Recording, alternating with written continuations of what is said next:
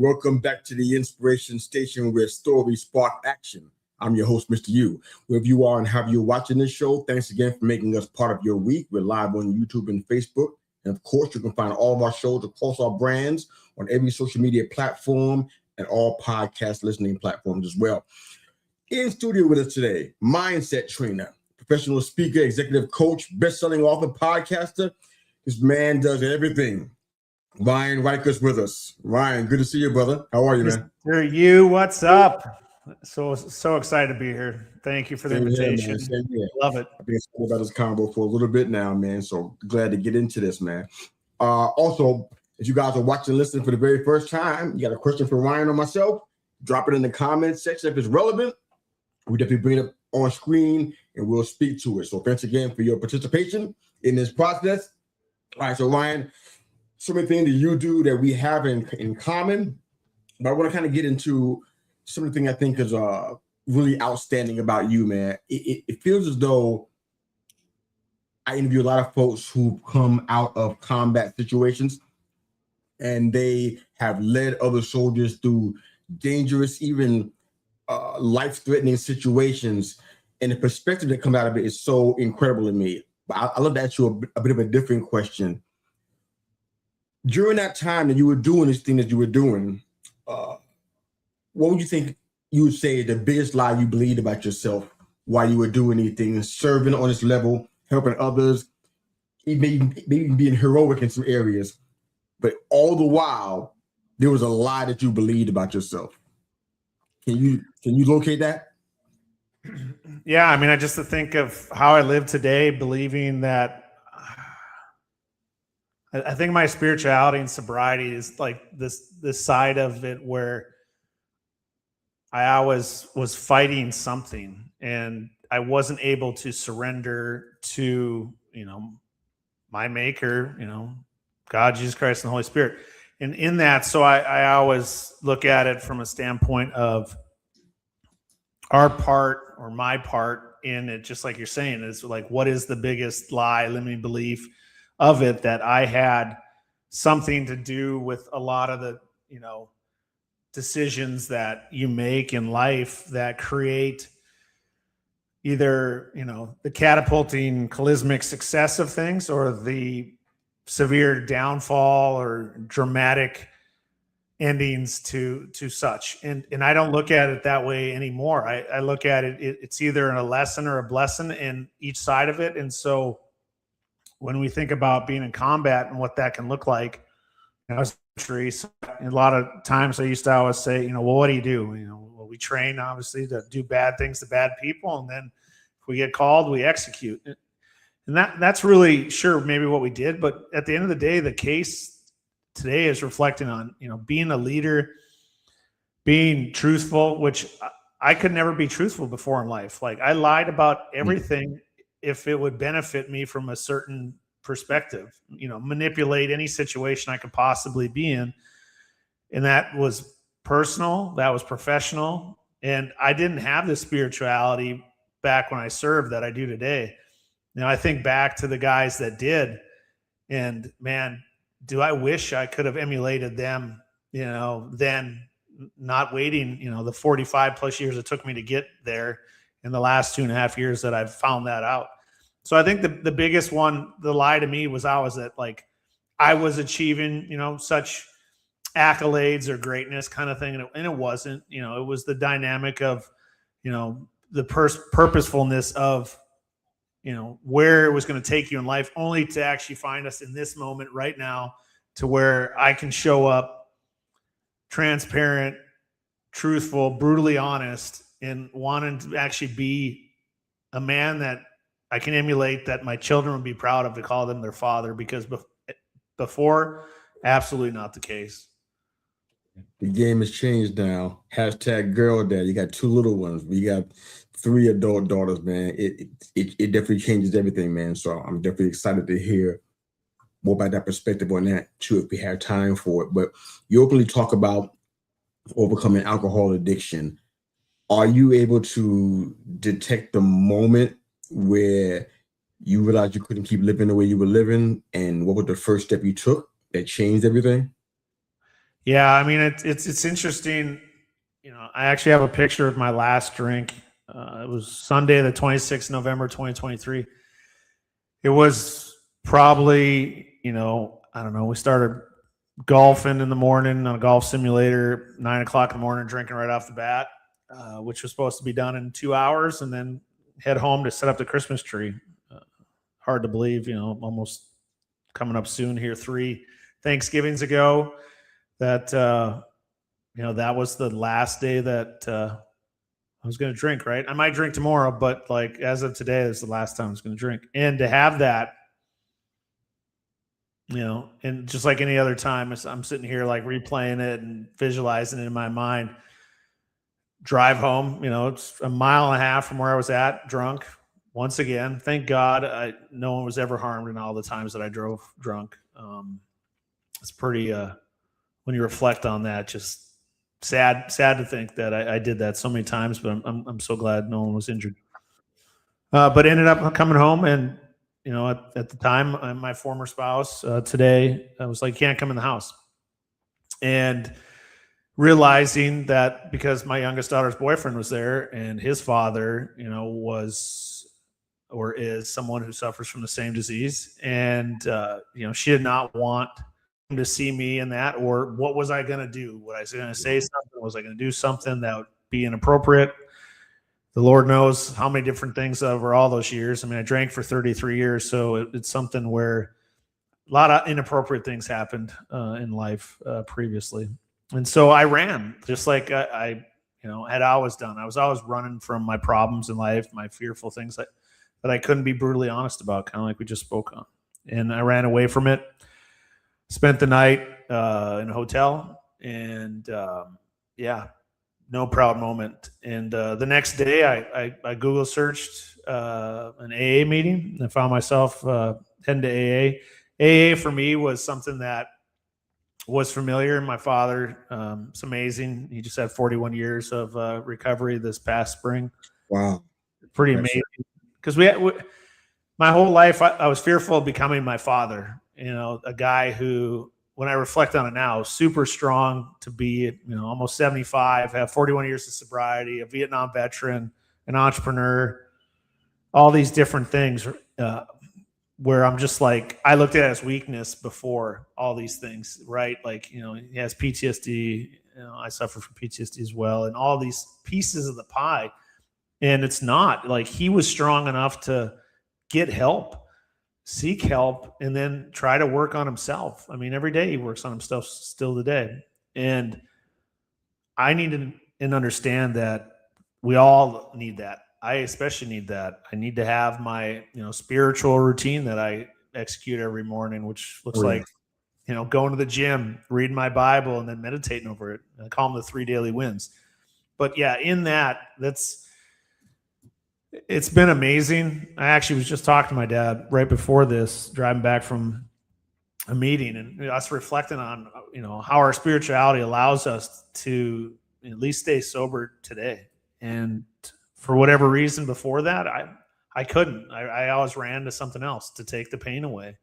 And instead now, like, I know the pain, if I have any, is there to show me some form of a lesson probably in life that I'm not willing to look at. And on the other side of that is a huge blessing once you finally do face it. I want to take a bit of a different turn. I know we got time for at least a few more questions. But I want to ask this, because you have daughters, I'm very interested in your perspective on this question. So hopefully the question won't come out too clunky, hopefully.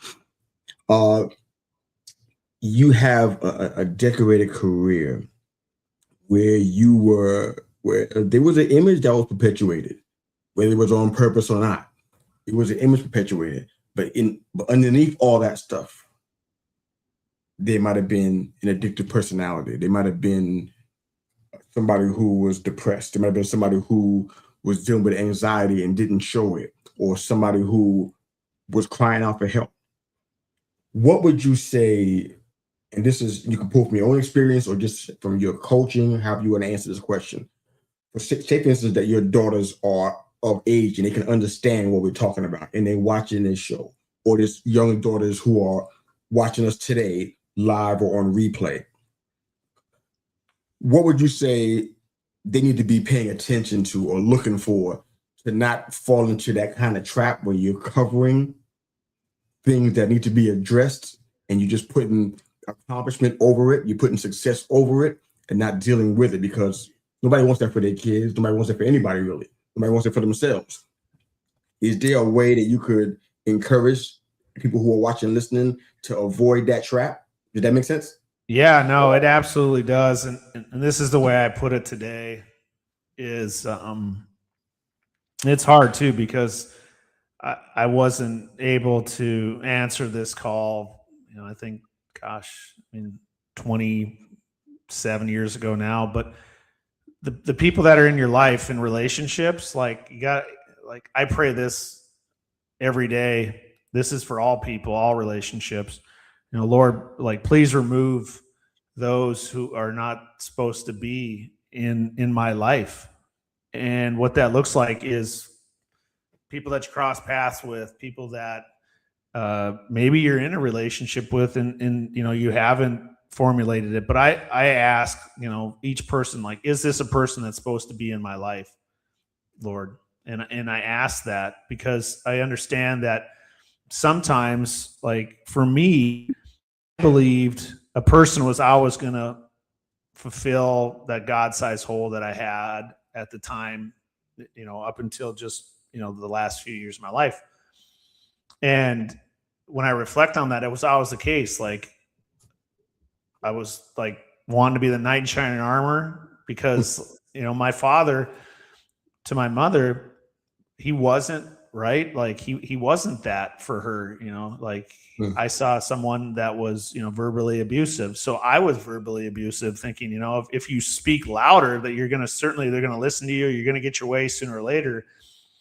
And that's not the case. So, people show you who they are. The problem is we see the potential in them and we believe they will change. And it's really hard because a lot of people would probably say then, well, why would anyone give you a chance, Ryan? And I would say, well, give me a chance after the fact. When I found the Lord, was searching for the Lord, and now continue to stay in the Lord's light. So the same thing I see with both my girls now today. Actually, there are grown young women at 18 and 20, and what's wild about it is they are doing that. I see that. One is searching for her the older one, the right guy, and has kind of not found that yet.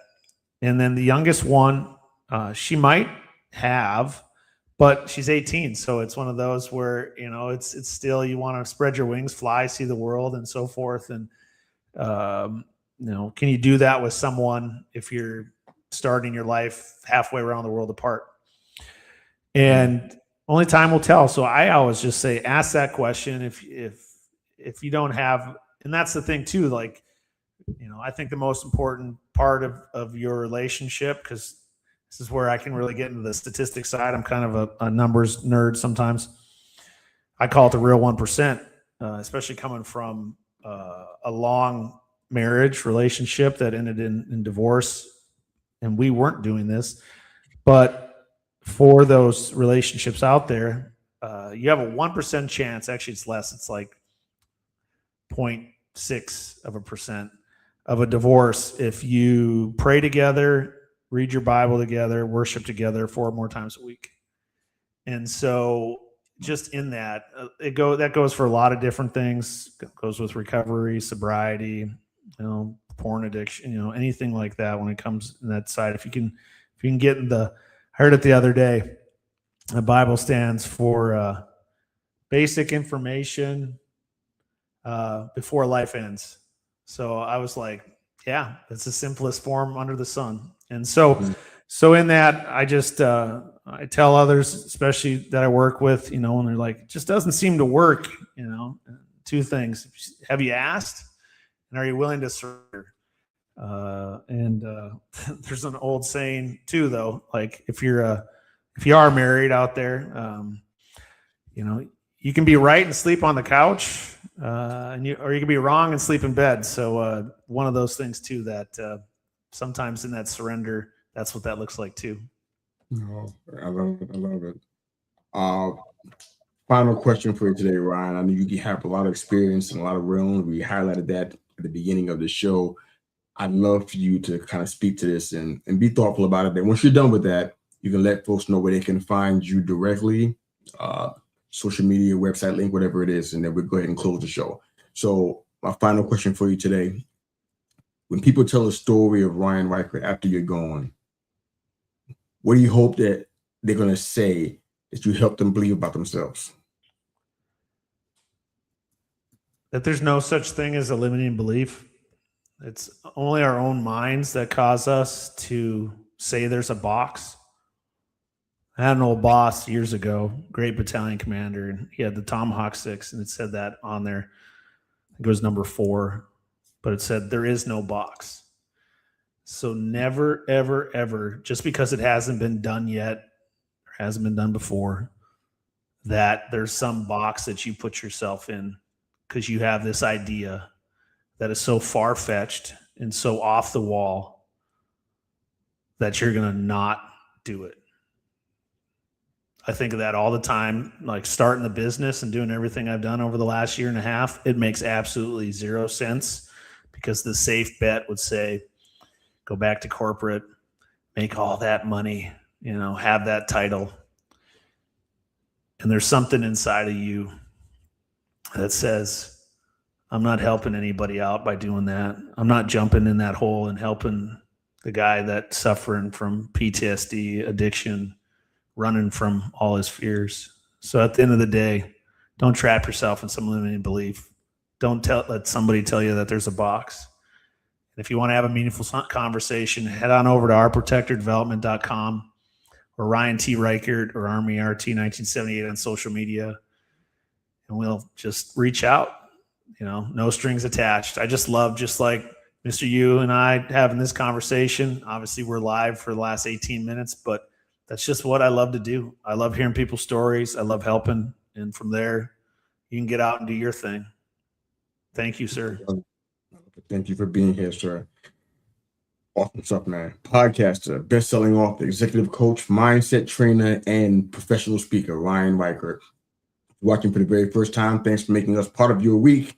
You heard how to find Ryan. If you didn't catch that, go back to the beginning of the episode. You get all that information before the show's over with.